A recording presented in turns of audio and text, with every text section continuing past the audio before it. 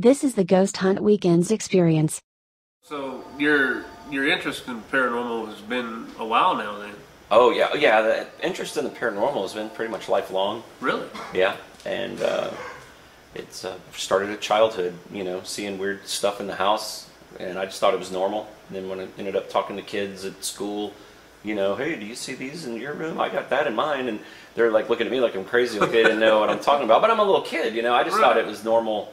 Normal stuff. You just see these faces, or I'd see things in my room, and voices in the hallway, and just weird. I didn't think. I just thought it was normal. And then after I got a little older, a big impression, I guess I can say, was when it really kicked off. There was a show. You probably remember it. It was Leonard Nimoy, and it was In Search Of. I think I remember. Oh, it was awesome. It was like the X-Files, but it was like all real, It was like he would try to investigate the Loch Ness Monster or Bigfoot. Yes, I do UFOs, remember that. Or spontaneous human combustion, crazy stuff like that. And it just, like, I watched it, I just couldn't get enough, It was like, I'm a little kid, but you can't record it or anything back then, You had to wait till Saturday at 8 or whenever it was, and, I'm supposed to be in bed, so I would cry and make sure, oh, please let me watch it, and then I'll go to bed right after this, I promise, and... Yeah, there's no DVR system. No, not then, so then I would just spend hours as a kid in the library, at school, and there was no internet, I had to go to encyclopedias and find books on, ghosts or witches or anything, whatever, but it was always usually paranormal related or weird or strange or, just something like that, and it's just always kind of been a fascination and passion of mine. Now, speaking of passion, what actually you've got the #1 paranormal event in the world, plain and simple, hands down. All right, what makes you or keeps you motivated to keep going on? I just love it, I got other business ventures, so it's not like I need to make all my money doing this. This is more of it's kind of a hobby, but it's grown so big that it's pretty much consumes me all the time. So, if I like one location that fascinates me, I want to go, like, I don't want to just ghost hunt it, I'd like to take other people. I've met so many friends and so many people at these events that I feel guilty going by myself, because everybody's like, well, why didn't you tell us? We would have loved to have gone. So I'll put these events together to kind of cover the cost. Sometimes they're just a wash, but hey, everybody gets to experience it with us. We're having a good time. If we put larger events on later, we got to make a little bit of money to cover the cost of the insurance and the websites and the marketing and all that stuff. But, it's just the love of it. It's just so gritty and just so, it's just so weird. Like, yeah, what's the answers, what? Right. And we're going to find it one day, if we do or if we don't. But something's going to come out of it. So that's the thing. That's what I'm trying to do here. Is I'm trying to get everybody. If we can connect everybody together to, we get all our brains together, and all of a sudden, next thing you know, we can turn fiction into fact, or some theory into actual science. It's like, that's what I want to try to do here. Somebody's going to, and it'll be on accident. It's going to be at one of the events. I'm positive of it. Everybody's doing the same thing over and over again. Who's in the room? Knock on the wall. Turn this flashlight on. Turn it off. Touch somebody. What's this? Who's the president? It's all the same stuff over and over and over. Somebody's going to do something different. We're going to look through a different filter. We're going to use different light or wavelengths. We're going to use sound wave. There's going to be something that we're not thinking of at the moment. Right. And it'll probably come by accident.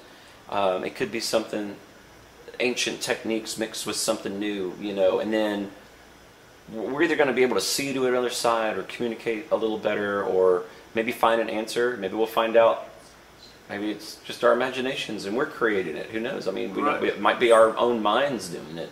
We don't even know that. So we'll just see, man. It's fun. It's exciting, and it beats sitting around the house on Saturdays watching the races. I agree with you 100% on that. Well, you kind of covered a few things about the next question. It's like, it's when you go to set up an event, it's time consuming. Oh yeah. You know what I'm saying? How much time do you really actually put into it? Right offhand. It just depends on the event. Some events, there's a lot that goes in. There's a lot of planning. There's insurance. There's marketing. There's getting all the right permits. There's getting all the right tax things that you have to do. We got logistics. We got to plan for crew. We got to plan for the building. We got to make sure, does the building have power? Do we got to get the right union things? What if we got to bring tents in? What if we got to bring a stage in? How are we going to get it all there? How are we going to feed the crew?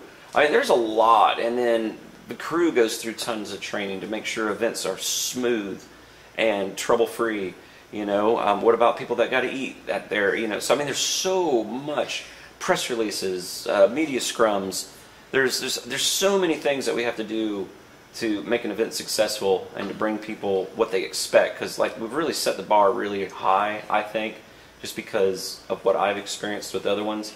And then, you know, of course, people come to our events and now, you know, oh, let's just copy the way they're doing it because, you know, they got a right formula.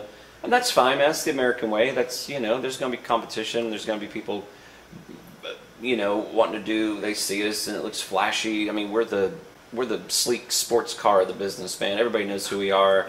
You know, we're conspicuous. We're out there, you know, everything looks good and flashy and everybody wants part of that. You know, it just looks awesome. And so, I mean, I stay up till 5 in the morning.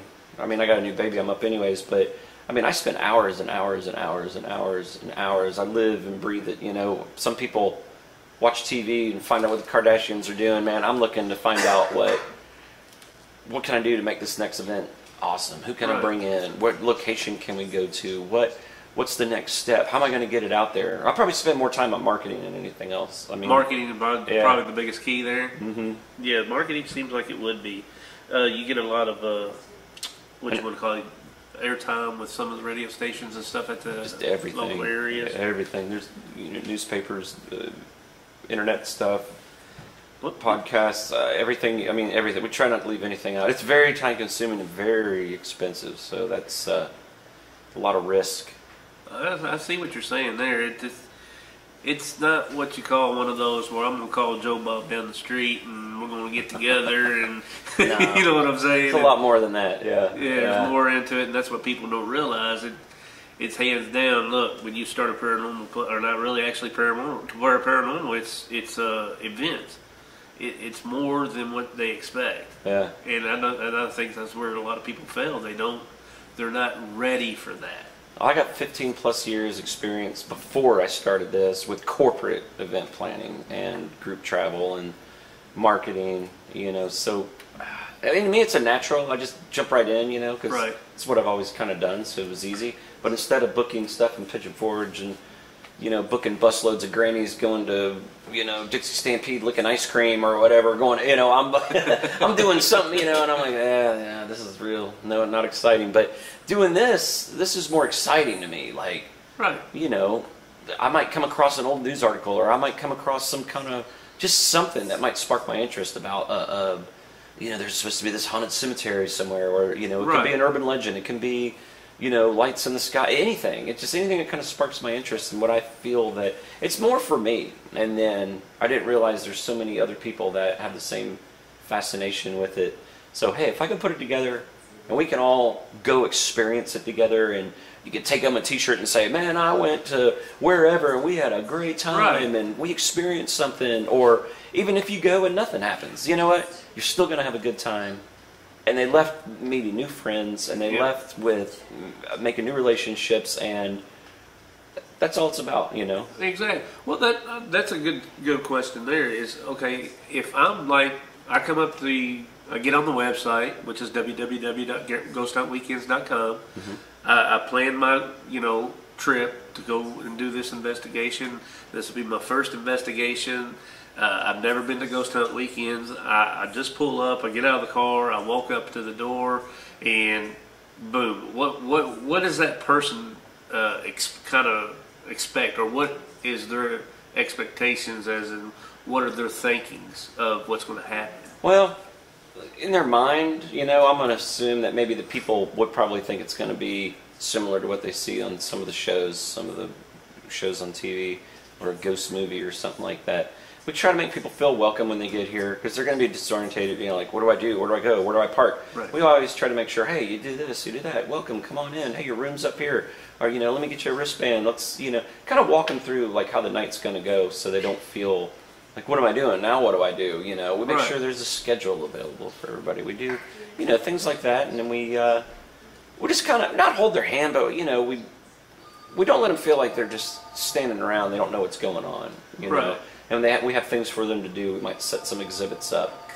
We might do things like that, and you know, something for them to do a little bit and interact before the actual event takes place. The stage part, you know, where we get on stage and announce everything. And so that's kind of like part of the crew training to meet, greet, make them feel like you know they're the whole guest experience. It's fans first. That's what I instill in the crew. I'll say, you know, remember, you guys were fans too at one time and you were guests. How would you want to be treated? And that's how I started the company. I was treated like shit at another event.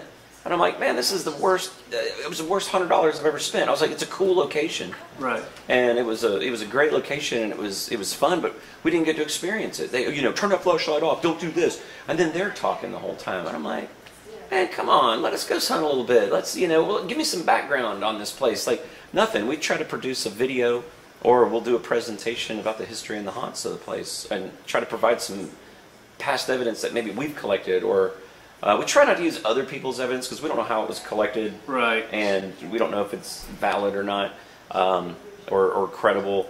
So we try to only show what we've collected because we try to be, you know, right. So you go into a new place. I think one of your events is Missouri State Fair. Yeah. So you go in there. Of course, everybody's got their own, but in the same sense, you do your own research on the history and what's going on, but so you don't take anybody else's. Right. Well, we want to. I mean, somebody could have done some wrong research, you know, and then the story goes, and somebody puts it on their blog or their website or something like that, and then the next person picks it up and changes the story a little bit, and then it goes to another person, ghost hunt team, well, then they put it on their website, but then they change the story a little bit more. The next thing you know, you got this exaggerated story of what happened when, you know, when you come to really research it, you know, it may have just been a rainy night and thunder or something, you know, and now they make it sound like, you know, there's a demon walking around. Becomes an urban legend. Yeah, exactly. Like So we don't, you know, we try to find as much real info that we can. We try to talk to the people that actually experience the very first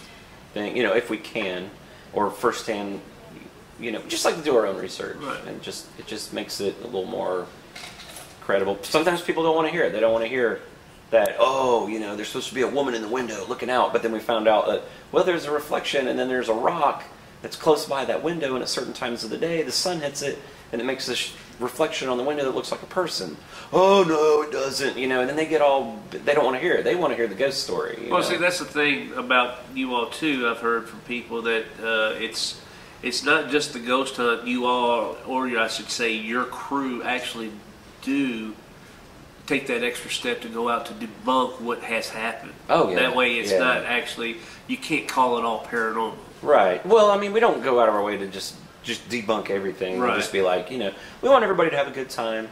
Nothing's staged, nothing's fake. If nothing happens, nothing happens. But we don't want to tell anybody wrong stories either. I mean, we may get some wrong info, but, you know, and if we say it because we got the wrong info, but we try to research and make sure that we're not telling people, you know, any just, you know, right.